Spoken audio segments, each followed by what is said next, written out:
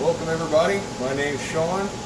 This is Arc and Flame Machine. I'm going to start showing you some of the machines we have around the shop.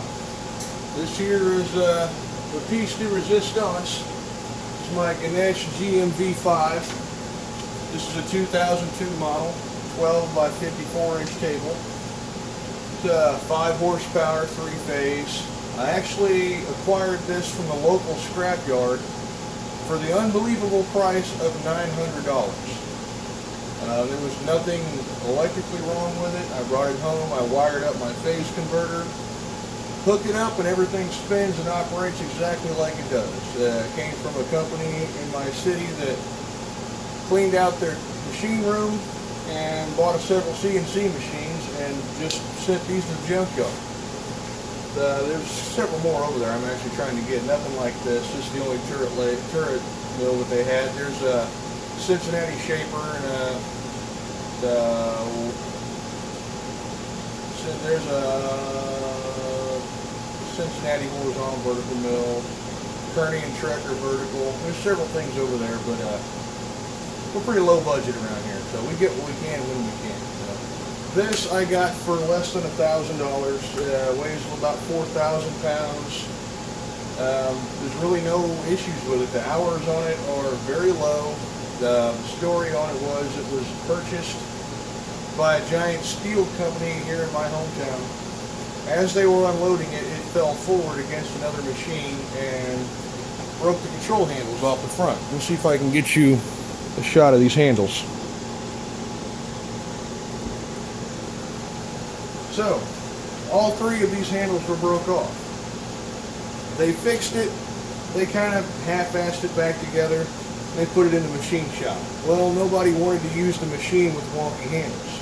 So it sat in the corner for 15 years, was never really used.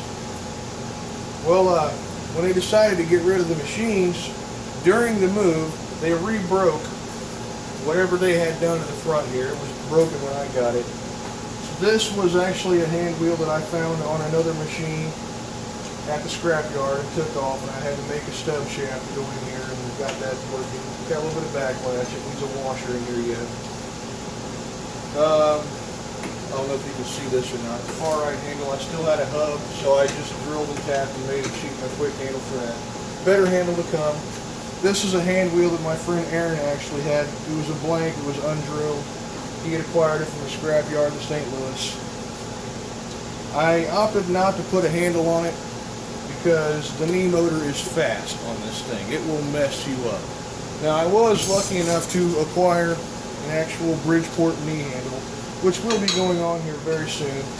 But they welded on the nut. All the slots are full of weld. It's going to take quite a bit of machining, or I'm going to have to find a replacement in order to make that happen. Well, let me take you out of the stand here and get you a little better view of what we're looking at. I have a cheap Amazon $10 mist cooling system set up. Actually works quite well. The flood cooling pump was missing off the machine when I got it. I've still got the nozzles, the controls, everything's there, but I just have to find a pump for it so I can rehook the flood cooling up. Have servo brand auto feeds. They don't match, but they both work quite well. Back here's the motor for the knee. It's also 3-phase. Kurt Weiss that was given to me by a very good friend of mine. I may eventually have to give it back.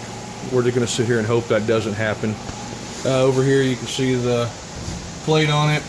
It's made by King Rich Industries, 2002. It's a very nice machine. Guys like me aren't supposed to have machines like this. It's just isn't supposed to happen. This is a large caliber machine. It's a bit much for my home shop, but I'm absolutely in love with it. Oh, don't let me forget, it's got the air chuck on top. I've got the cover for it, but it's bent. I have to straighten that out, put it on, but the air chuck works just fine. Everything works on, all the variable speed works good. The belt's in good shape. The auto oiling pump is full of clean oil. I just topped it off. Everything oils the way it should. Literally all I had to do was clean the machine down, wipe it down, degrease it, hit those grease fittings, fill those, oil the caps, turn it on and start milling. It's been a great machine, and if you choose to watch my channel, you will see quite a bit of this thing. This is the star of the show. It's just a shade over 8 feet tall, a shade over 4,000 pounds.